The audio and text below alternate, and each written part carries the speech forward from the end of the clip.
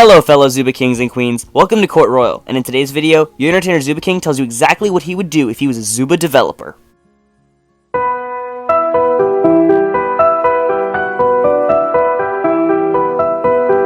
The following video is a complete skit created by me for entertainment purposes. Nothing in the video was actually real, all the props were made by me, and Wildlife Studios is in no way associated.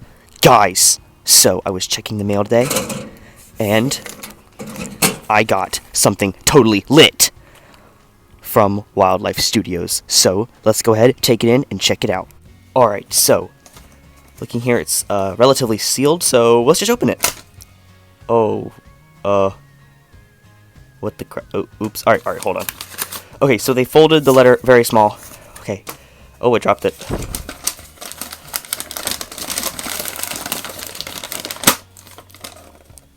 Wow, they have really terrible handwriting, and it looks like their pen ran out of ink. So, let's smallify this real quickly, and let's read it. So, Dear Zooba King, we at Wildlife Studios think you are a legend. Wow, guys, these guys are legends. Like, they're so nice. Your videos are lit. Well, they use my word. What? They use my word? No way. To reward you, we have decided to allow you to, what does that word say? Make 3 changes to Zooba. Oh, no. Keep in mind that we still need to make money, obviously. And if we lose money, we will destroy your YouTube channel and Zooba account. What? They'll destroy my channel? Oh my gosh, guys, the stakes are high. They even added a smiley face. That is just toxic. Alright, P.S.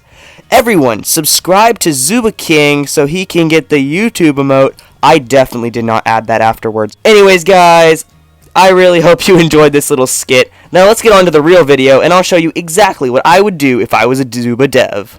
Yo, what's up guys, Zooba King here, and in today's video, well, you already know, we did that whole skit, and I really hope you guys figured out by now that that was not real. It was just kind of a fun thing that I wanted to do for you guys, but anyway, let's go and play as if it was real, right? So I was given a task. It was to do 3 things. Make 3 changes to Zooba. However, I was given the requirement that basically said that I could not do anything that would lose Zooba money. So obviously that means making all the characters free is kind of out, and making anything super duper cheap is also going to be out. So we're going to have to make changes that would make both the people happy and make the devs happy. So what the purpose of this video is, 1, to be entertaining, obviously, and 2, the second purpose of this video is to show everyone how hard it is to be a Zooba dev. I mean, I know that they could do different things and be better, but it's also a very hard job, and I don't want people hating on them all the time. So, the first thing I want to change is obviously going to be stuff about the crates. Now, particularly 2 things about the crates. The first thing I want to talk about is the probability of getting a character, and the second thing I'm going to talk about is the amount of coins gotten from each crate. Now, the probability of getting a character. Obviously, I can't just drastically increase the probability of getting a character from all the crates, because that would lose Zooba money, because a large amount of their revenue is generated from people wanting to get new characters. Now, obviously, what I could do is increase it slightly, but then again, that's not a huge upgrade. So I'm going to actually use a Emerald Toolbox as an example, because I actually can't get any new characters, but I can get Primal Instincts. Now, obviously there's a 35% chance, but in my past videos, I've opened lots of Emerald crates before with a 25% chance, and even though I opened 4, I didn't actually get a Primal Instinct. As for a character, there have been situations where my brother has actually opened like 100 gold crates and still not gotten a character, even though he had way over a 1% chance. So what the change I would make to Zooba for the crates would obviously be, make it a legit statistic. So every time you open one and you don't get it, there's a bigger chance of getting one next time, until eventually you have to get a character. So, assuming you had a 2% chance of getting a character from a gold crate, then that would mean after you open 50 gold crates, you're guaranteed to get a character in one of those 50. Of course, it would be RNG generated, so the second you get a new character, it would automatically roll a die or some kind of internal system and pick like 31. So then once you open 31 more gold crates, it would give you that character. And it wouldn't tell you the statistic, obviously, to keep the mystery and the fun part of it. But I think this would be really, really impactful and make people a lot more encouraged to buy crates. So it would actually make Zooba more money in the end. The second thing I want to talk about is obviously the coins nerf. So you saw Zooba actually a couple months ago. Oh, I just accidentally bought something. You saw Zooba nerf the amount of coins getting from a crate. I mean, you could get like 2,000 coins from not an emerald, a silver toolbox, and now you're only getting about 400. So what Zooba did was they took the coins getting was like way crazy amount, and they basically nerfed it to nothing. So the problem here is people got really upset because when you give somebody a lot of something, and then all of a sudden you just take it away, you can really tick people off. So what they should have done was they should have just reduced it by half of what they did. So what I would suggest is, in a simple world, assuming you're getting 100 coins now, and you were getting 200 coins, rather than nerfing it all the way down to 100, I think it would be safe to stay at a happy medium of 150 coins per crate. That way they were still getting nerfed, because I do agree, the coins was outrageous, and they did need to be nerfed a little bit, because Zooba was losing money because people were upgrading characters too easily. So while that's fun for the player, it's really bad for the overall economy of the company. So I think that crates could have used a nerf, however, the nerf they did was way too extreme and definitely uncalled for.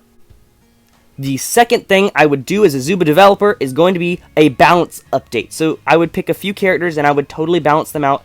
And so we're going to start with obviously Nyx, because you guys know how much I hate Nyx. Now, I'm actually not going to hate on Nyx too badly here. And for Nyx, what I'm going to basically be doing is I'm not going to nerf anything about Nyx except her bow. And obviously, I've ranted about this before, Nyx's bow is completely overpowered. Essentially, I have a level 9 Nyx, and her bow damage is literally way over 1,000 damage. And that's insane, because let me try to find another level 9. My 9 Donna, her bow damage is 1.5 thousand, and she's a tank, and her other stuff really doesn't do that much damage. It's a focus bow, it takes a lot longer to reload than Nyx's bow, and she's a tank character, so naturally her shots do more damage. So Nyx is essentially doing this almost the same amount as a focus bow from a tank character that has an incredibly slow reload time.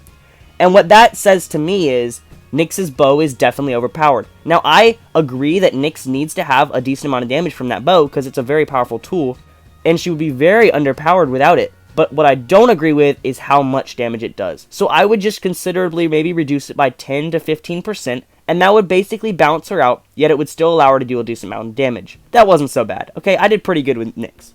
The next character I would nerf just a little bit is going to be Finn. Now, I'm not going to touch any of his damage, anything. I love Finn. He's built so well, and I really enjoy playing with him. The only thing I would change is his bite hitbox is just a little bit crazy. There's actually no margin for error. It's almost impossible to miss this bite unless you outright miss. You could be on the side, right in front, way ahead, and quite often, 9 out of 10 times, his bite is actually going to land the shot. And I think this is a little overpowered and a bit unfair for some characters who may be able to be good at dodging, but just not fast enough. So my solution to this would maybe be just, slightly decrease, maybe by 5% the hitbox in which the bite affects, and it would still be really, really strong, but it would give slower characters the chance that they need to get away, which I think would make Finn a more accurate character. Another thing would be Frank. So earlier in the year, Frank actually took a huge hit and was nerfed dramatically. A lot of his stuff's range was nerfed massively, and the radius or length, diameter, whatever you want to call it, that his active actually worked, was nerfed by like 80%. It was insane. So what I would do is, I wouldn't completely fix it, but I would definitely increase the size of his active's ability just to fix him, because honestly right now he's completely broken and unplayable. Okay guys, so here's another nerf buff. Actually, it's a huge buff that I wanted to add to Steve, and actually guys, this is a new addition to his ability. So this isn't a nerf or a buff, but it's actually an edit to his active ability. So as you know, his Rude Swoop currently has about like a 8-second cooldown, but he's flying through the air, and then he gets to crush someone. And this is actually really OP, but it's kind of underpowered in the current meta because people can easily dash away, similar to Nyx or Molly, and most of the primal instincts have given people speed boost, and it's just nearly impossible to catch up to anyone as Steve. So the solution I propose is a buff. What I'm going to actually do is increase the time of the Rude Swoop, but rather than it ending at the end of it, I suggest we do a renewable cooldown that at any time you may stop the Rude Swoop and he falls right there. So without warning, Steve could drop down at any time rather than having to wait till the end of the cooldown. This makes it a lot harder for people to determine when and where to boost.